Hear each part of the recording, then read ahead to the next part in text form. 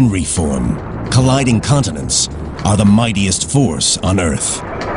When we look at the history of planet Earth, we see that it is full of change. Change is part of nature, and this change continues today and will continue into the future.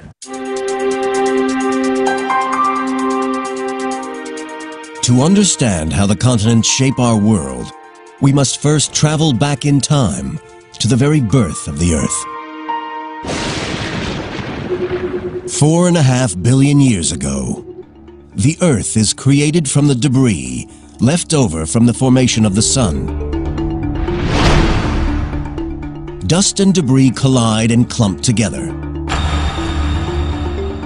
Once these clumps grow into objects about 1/2 mile in diameter, they create enough gravity to attract more material. Slowly, these clumps grow into as many as 20 planets. As these new planets orbit the Sun, they begin to collide. One collision with the planet Theia, which creates the Moon, obliterates the surface of the Earth. The energy from the collision makes the Earth incredibly hot. At around 11,000 degrees Fahrenheit, it's more than 7 times hotter than the inside of a cremation furnace. Earth is a massive molten ball of boiling lava. This is primeval hell, where thousands of asteroids and comets bombard our world. But deep within the planet, a process starts that will lead to the first land. The heaviest elements, lead and nickel, sink down toward the center of the Earth to form a molten core. The lighter elements, including oxygen and silicon, rise toward the surface, where they erupt in volcanoes of molten rock. Slowly, the Earth's surface cools. Molten lava solidifies to form patches of crust, the seeds of the first continents. But even as the first land is born, it faces a battle to survive. We were being bombarded by a large number of asteroids very early in the history of the planet. So there's a lot of dynamic change from being walloped by giant impacts, disturbing things. Geology professor Sam Bowring is an expert in early Earth and the genesis of the continents. When we had an early crust is an interesting question. I suspect we had an early crust from day one. The question is, how long was that preserved? When the Earth was being bombarded constantly by asteroids, the chance of preserving any small chunk of that crust was very low.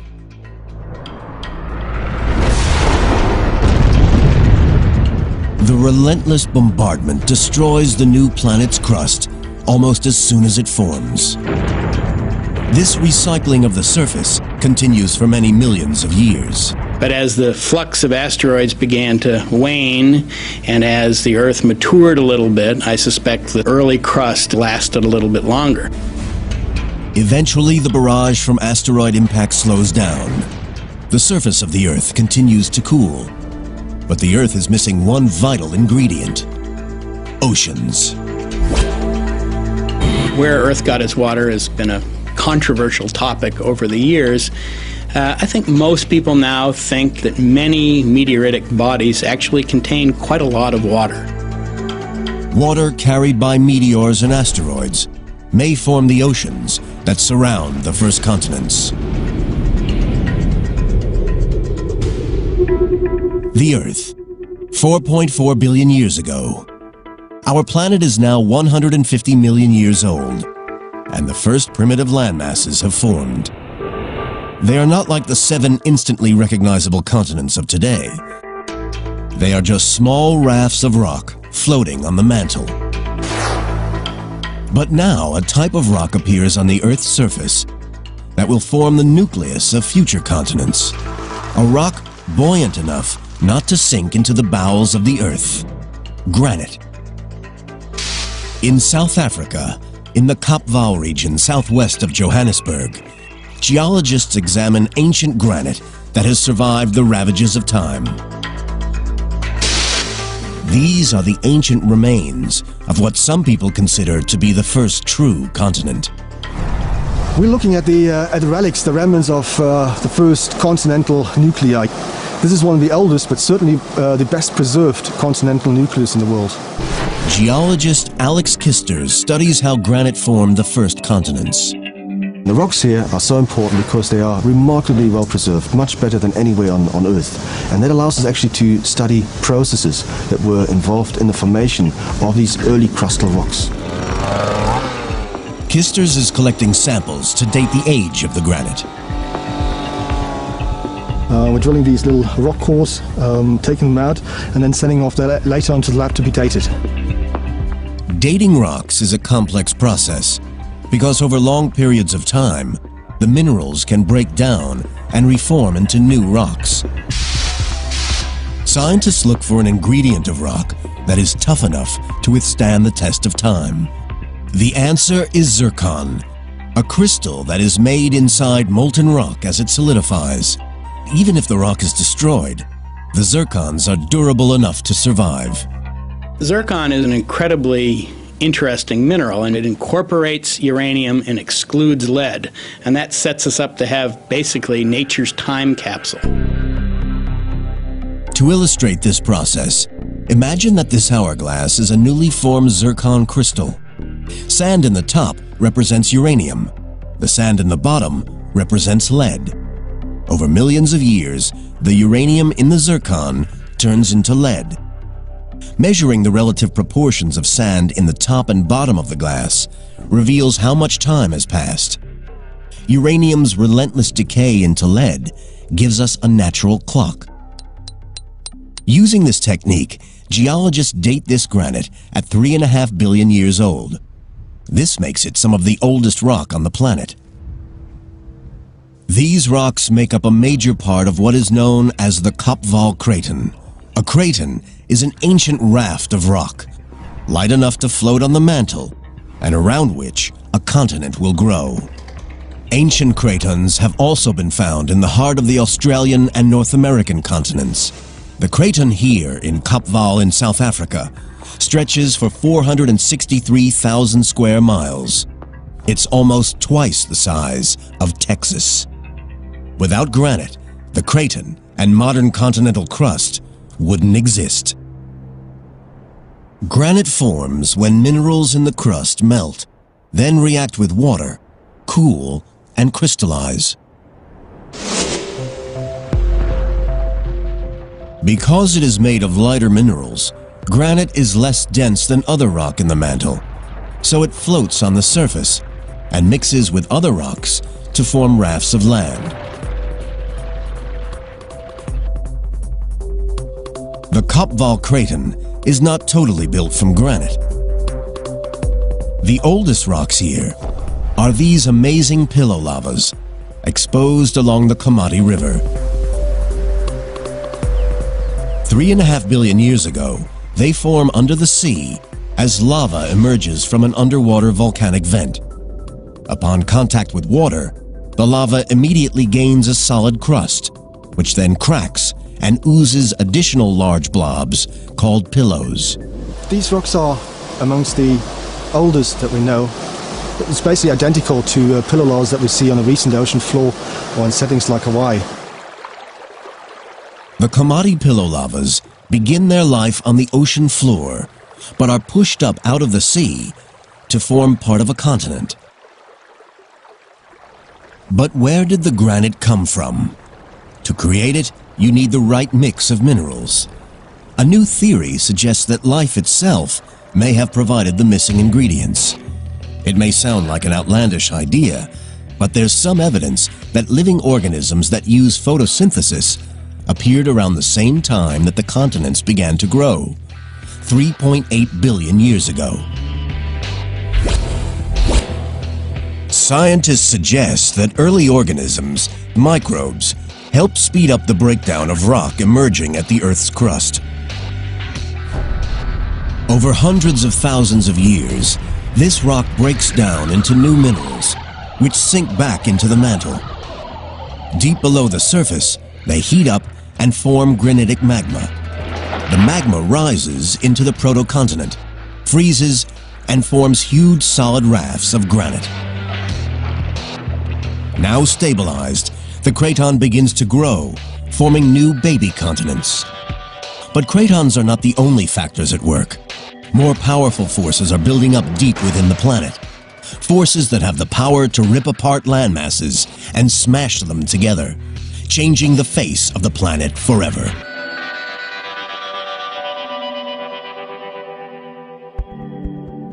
Four and a half billion years ago, the Earth forms. For many years, it is bombarded by asteroids and meteors. Slowly, the molten planet cools, and small landmasses form around cratons of granite rock. Massive forces from deep within the planet rip apart and smash these small protocontinents together as they grow into the large landmasses we see today. The surface of the Earth, the crust, is made up of a giant jigsaw of interlocking pieces called tectonic plates. The separate plates themselves sit on the mantle, the layer between the crust and the Earth's core. Although the mantle is made of rock, the heat and pressure deep down mean it's flexible enough to allow the plates above to move up to several inches a year.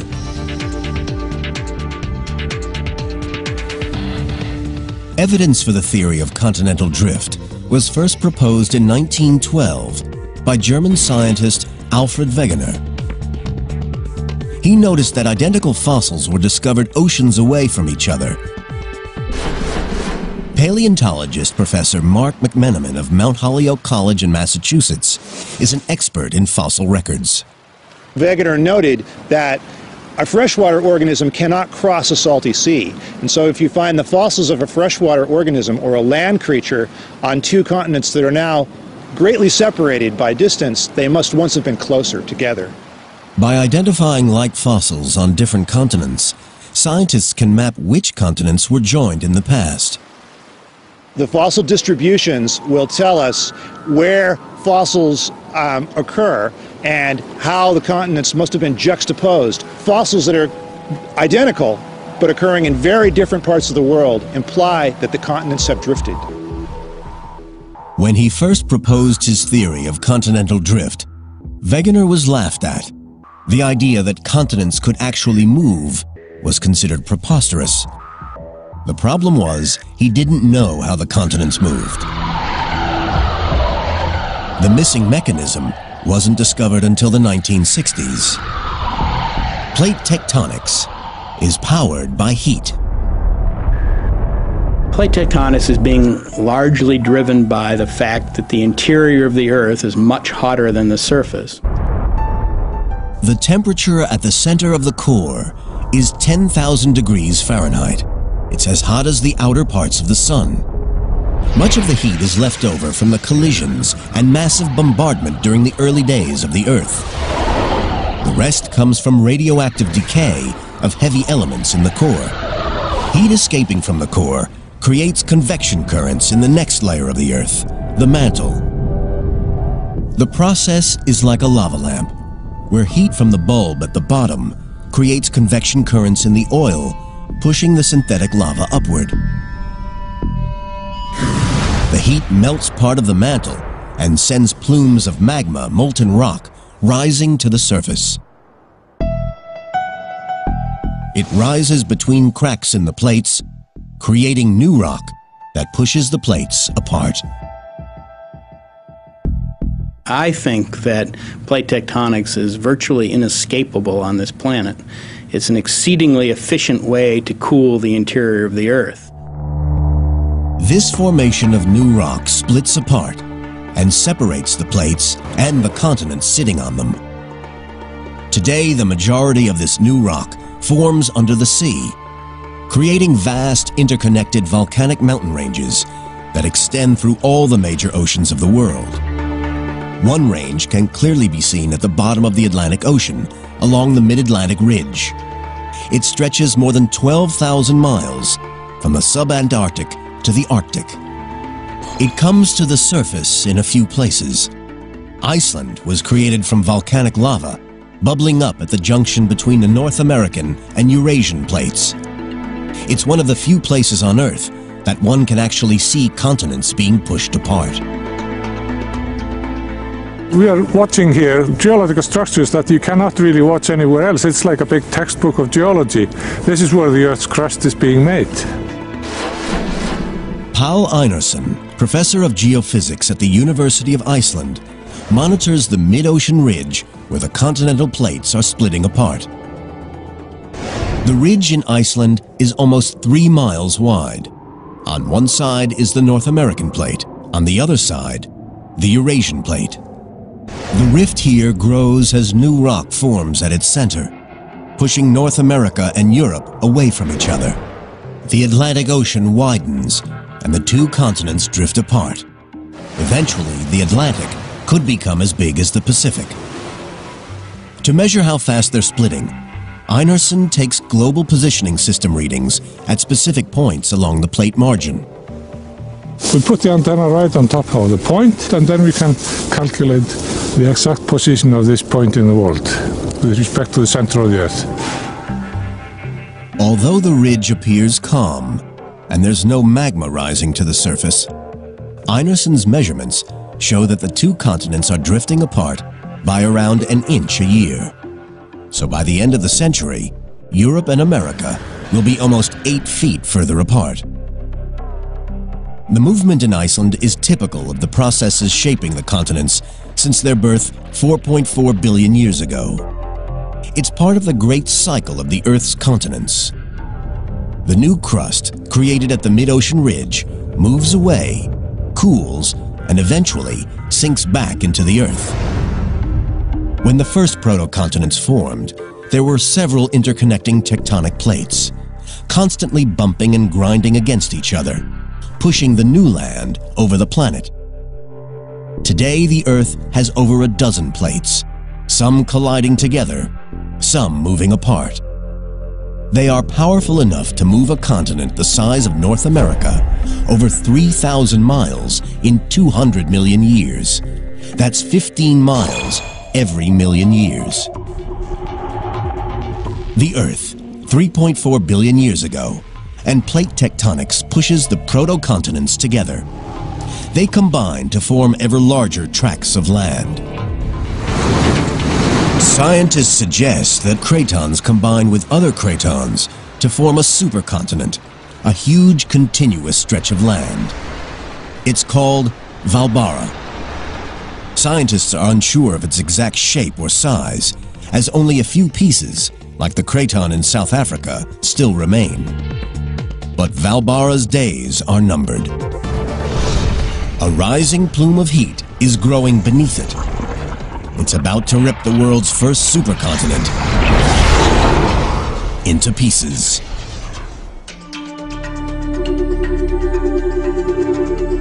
$2.7 billion years ago, Valbara, the world's first supercontinent, still dominates the planet.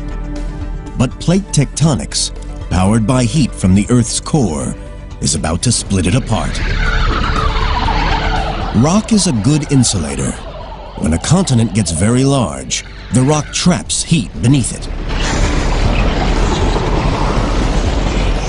As it gets hotter and hotter, a plume of superheated magma builds up beneath the giant continental mass. The temperature continues to rise, and pressure in the mantle increases. Eventually, the crust can no longer contain the pressure, and the hot lava breaks through, ripping the land apart. You can see this process happening today in Africa. Heat from the Earth's core is ripping the continent apart.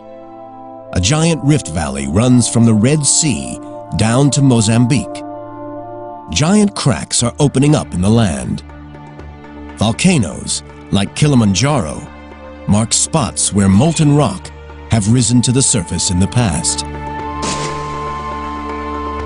In 10 million years, the eastern half of the continent will have split away. The molten lava trapped beneath the giant supercontinent of Valbara eventually smashes through the surface rock. The continent ruptures into several smaller pieces. These bits of land sail across the Earth. But nobody knows what happens to them or what the planet looks like at this time. The Earth is entering the Dark Ages. It is over 2.5 billion years since it was formed. It will be over 1 billion years before another supercontinent forms.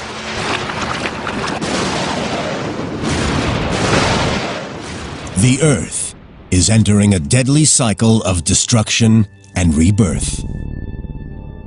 The theory of continental drift suggests that we go through cyclic phases of continental dispersion and then continental collision.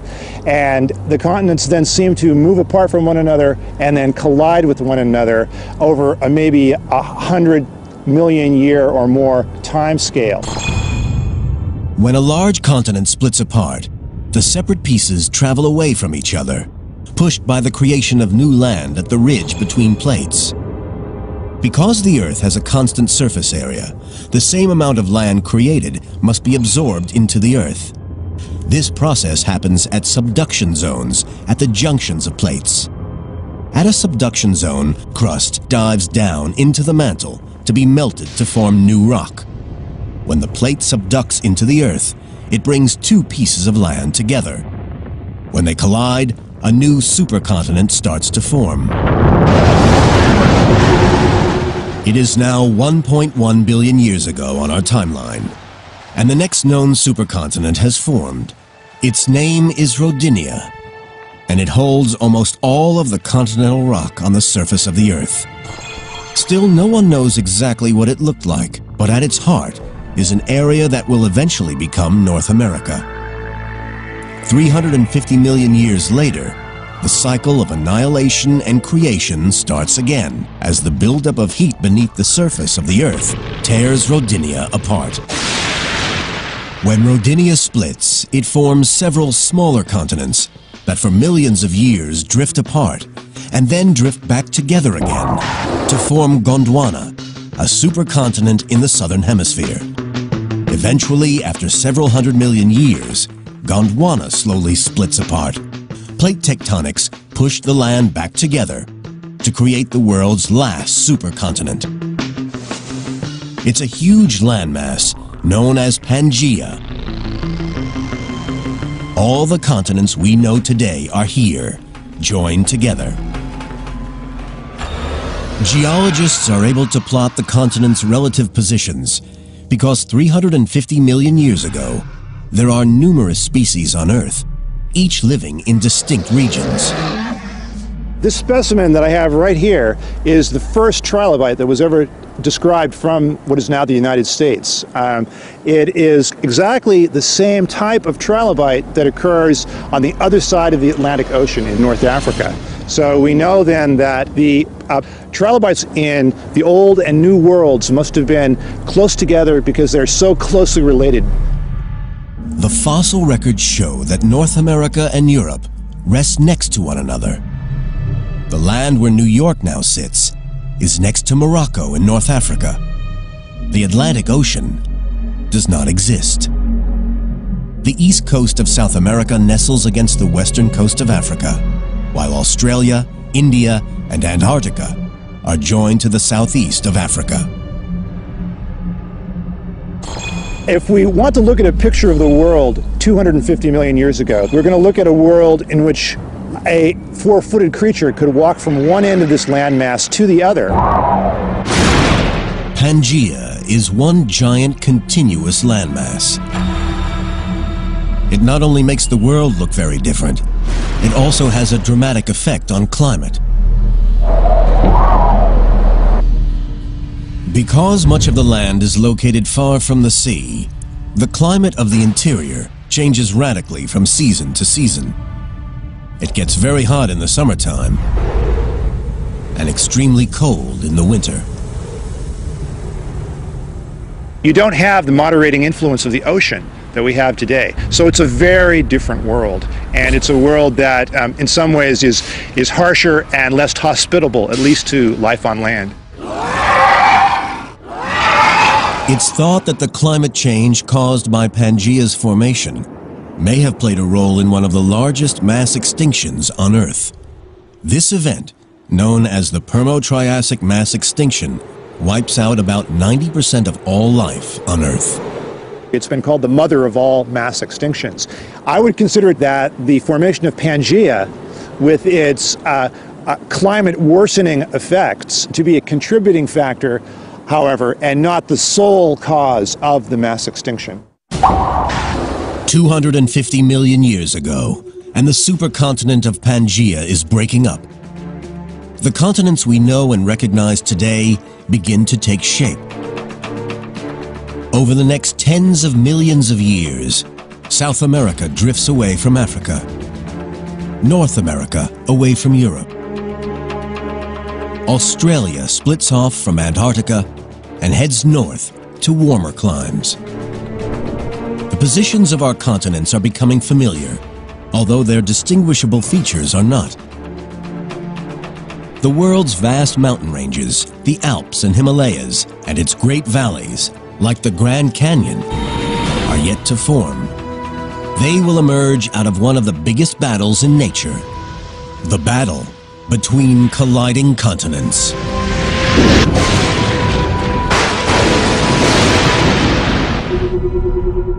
Earth, 100 million years ago. The continental map of the modern world is gradually becoming recognizable. But a battle is still raging between the continents that will change the face of our world forever and create some of the most extraordinary geological features on the planet. As the continents move slowly across the Earth, crust and rock is dragged back down into the Earth at subduction zones between the tectonic plates. But when continents collide at the plate junctions, sometimes there is a battle for supremacy. If neither plate will submit and drop down to be consumed by the mantle, then both the continents slowly smash and grind into each other. These pinch points of continental collision build mountains.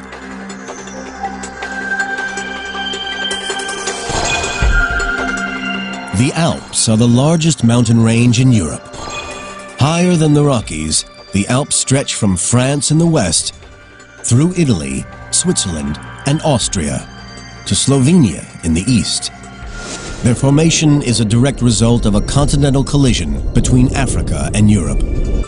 The story of the Alps begins when the African plate breaks away from the South American plate. It starts moving toward Europe. Without the plate movement, there wouldn't be any mountain on this planet. Professor Gerard Stamfli of Lausanne University in Switzerland studies the processes that built the Alps. The African and Eurasian plates start to move toward each other, trapping a third, smaller Iberian plate between them. The three plates collide. The Eurasian plate is pushed downward into the mantle, chopping off the Iberian plate. The Tethys Sea begins to close. As the Eurasian plate grinds underneath the African plate, it pushes the Tethys Sea floor and part of the Iberian plate 600 miles north and many thousands of feet into the air. Rocks that started life on the bottom of the ocean end up at the top of the Alps. Quite fascinating to imagine that if you are on top of the Matterhorn, you're actually staying on top of Africa. For geologists, Africa stops in the Alps. Over the next 100 million years, the continents continue to smash together. New mountain ranges start forming around the globe.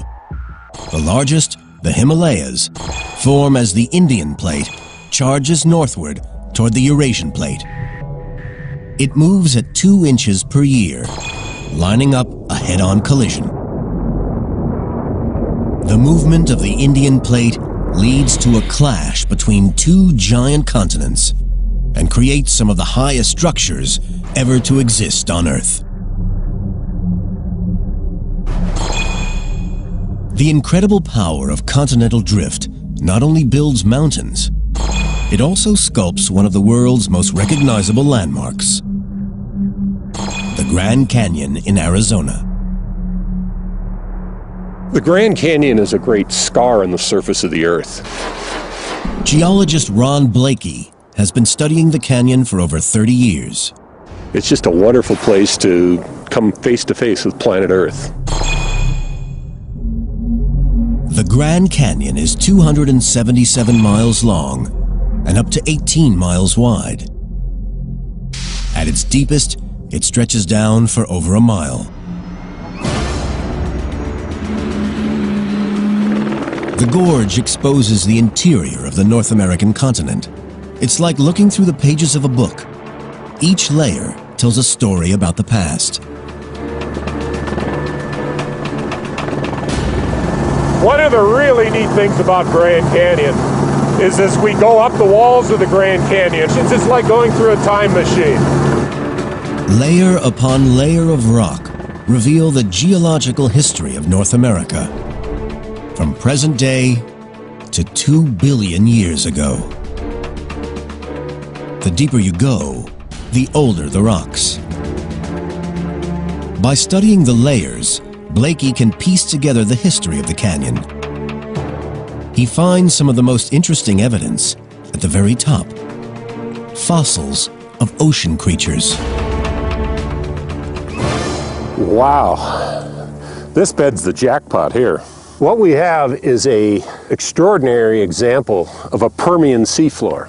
The most important thing it tells us with respect to the Grand Canyon is that this area had to be near sea level when these rocks formed.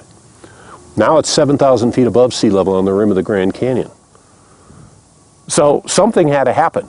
Either the sea had to fall 7,000 feet, and we're pretty sure that didn't happen, or this landscape had to be uplifted 7,000 feet. We're pretty sure that happened. 250 million years ago, the canyon starts to form as a result of a collision between the Pacific and North American plates. They collide with such force, the North American plate thrusts more than 2 miles upward. What was once seabed rises over a period of 15 million years to form a vast plateau far above sea level.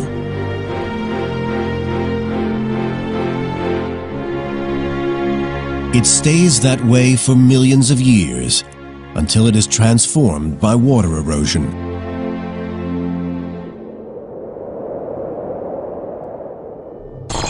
Six million years ago, several hundred miles south of the canyon, plate movements open up the Gulf of California to the sea.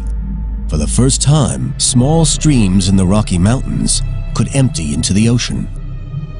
So if we're starting a stream at 14,000 feet in the Rocky Mountains and carving down to sea level, and the Grand Canyon just happens to be in the way, the Grand Canyon's going to get cut out.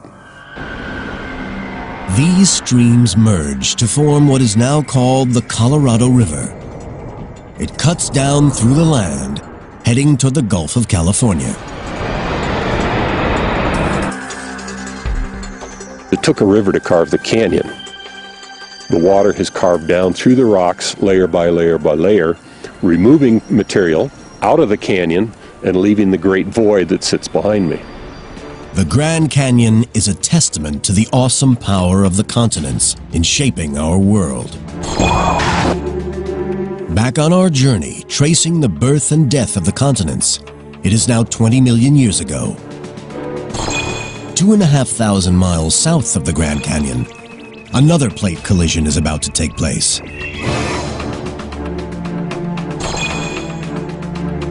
The map of the modern world is almost complete.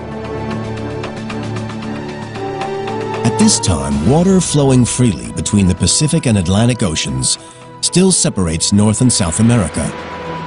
Over many millions of years, the Pacific plate begins sliding under the Caribbean plate.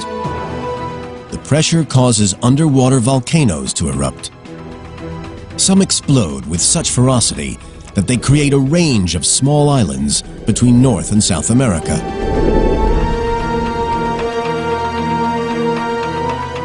Over the next 17 million years, ocean currents deposit sediment in gaps between these new islands. Gradually, the sediment builds up and compresses to form land bridges between the islands. 3 million years ago, the Isthmus of Panama, a narrow strip of land, finally joins North and South America. It separates the Pacific and Atlantic Oceans. The flow of water between the two stops, and ocean currents must take new routes. This causes yet another change in the climate of our planet. It changes the movement of warm seas around the globe, disrupting weather patterns, possibly pushing the planet into an ice age. Many species are wiped out. The continents as we know them today are formed, creating the nice, hospitable environment for human civilization to evolve and thrive on planet Earth. But how long will it last? The forces that power plate tectonics are still active and will tear our continents apart once again. They will build a new world, one that may trigger another mass extinction and push humanity to the brink of annihilation.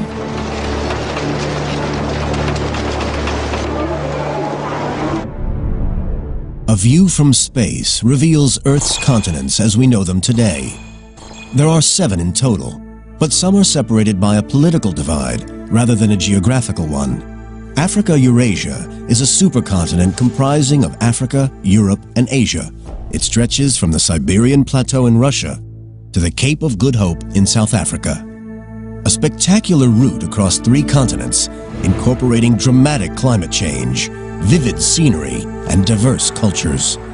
However, Africa-Eurasia isn't the only supercontinent on the planet. Because the Panama Isthmus links North and South America together, they too can be thought of as one vast landmass. And if the Bering Strait between Russia and Alaska were to freeze over, it would be possible to walk from Cape Horn in South America to the Cape of Good Hope in South Africa. A journey of around 25,000 miles. But this won't always be possible, for powerful forces deep below the surface continue to send the continents hurtling across the globe. A process that started at their birth 4.4 billion years ago, and one which will continue long into their future. What we're observing at the moment is only a snapshot of the Earth's global cycle that has been undergoing for the last 4.5 billion years probably, and will be undergoing, even if we're not around anymore.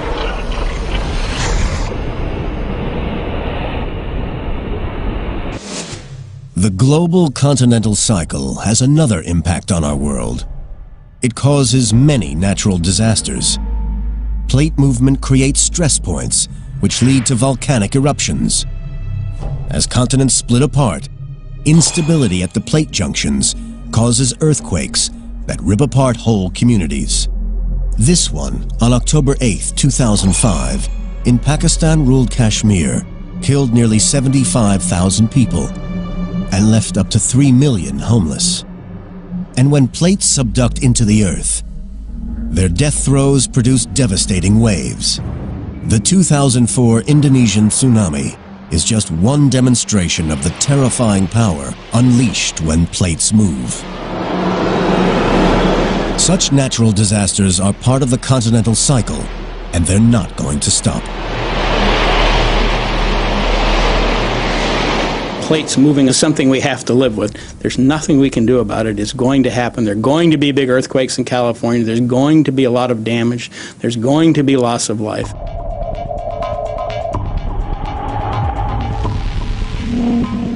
In recent years, it seems as though natural disasters, powered by the movement of the continents, have been on the rise. But what we are witnessing is an increase in awareness, rather than an increase in the number or severity of natural disasters. I think what we're really seeing here is a very raised consciousness of the public. With instant communication abilities, much more publicity is given to volcanic eruptions and earthquakes. We are observers to only a very short period of the life of the Earth. If we could monitor earthquakes and volcanic activity caused by plate movements over millions of years, we would see a very different picture.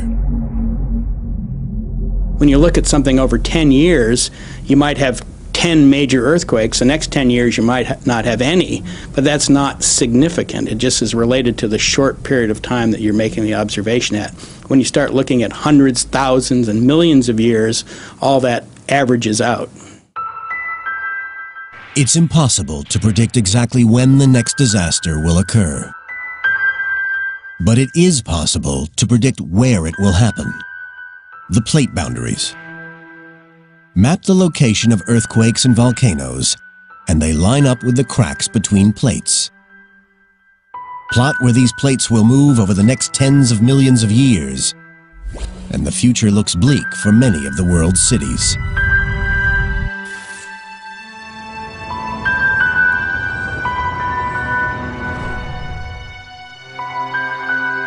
So what will our world look like in the future? 50 million years from now, the Atlantic Ocean will widen, pushing New York further away from North Africa. Meanwhile, in the southern hemisphere, Australia will be on a collision course with Southeast Asia, and in Europe, Africa will head north, closing the Mediterranean Sea. A new mountain range will form where Italy and Greece once stood. Known as the Mediterranean Mountains, they will be as big as the Himalayas, extending from Spain across southern Europe, through the Middle East, and into Asia. 100 million years in the future, and the power of continental movements will render the surface of the Earth unrecognizable. The Atlantic Ocean will continue to widen, but a subduction zone will form along its western shoreline. The first sign of it can be seen today in the Caribbean, the Puerto Rico Trench. This trench will grow north and south along the east coast of North and South America. This vast subduction zone will consume the Atlantic Ocean, dragging Europe and Africa back toward the Americas. 250 million years in the future, intergalactic explorers returning to their home planet will find a world very different to the one in their records. There will no longer be 7 continents, but one gigantic landmass containing most of the land on Earth. They could find it a barren, frozen world. The explorers search for the remains of our cities, but when Europe and America collide, any cities along the coastlines will be gradually destroyed. The geological future of New York is going to be rather traumatic. In the long term, New York is going to be at the site of a continental collision. North America and Europe are going to collide with one another and produce a distinctive suite of rocks which will eventually be crumpled between the two continents as they collide. New York and its neighbors will be crushed and buried beneath the surface, leaving no more than a few remains. In the future, geologists will be able to find remains of New York City trapped in the rocks themselves, either buildings or plastic bottles or old autos and their parts. All of these things will be incorporated into the fossil record and will be recognizable to a future geologist who knows what she or he is looking for.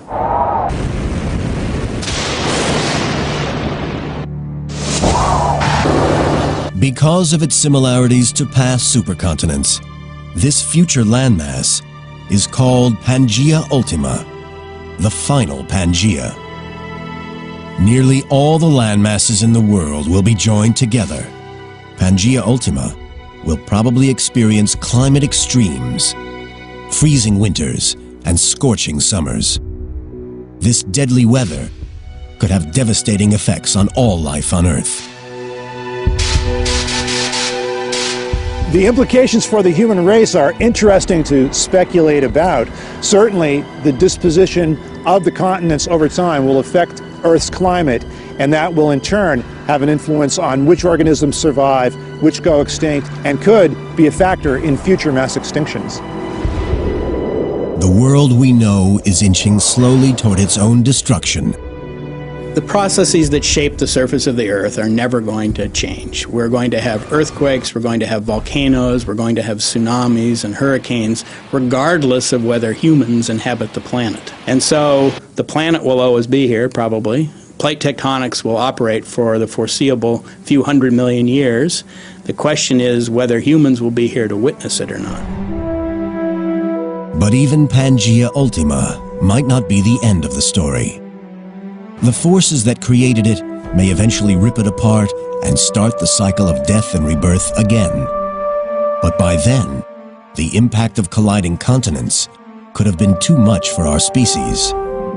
With our cities destroyed and the climate severe, we may have already left our planet in search of a safer home.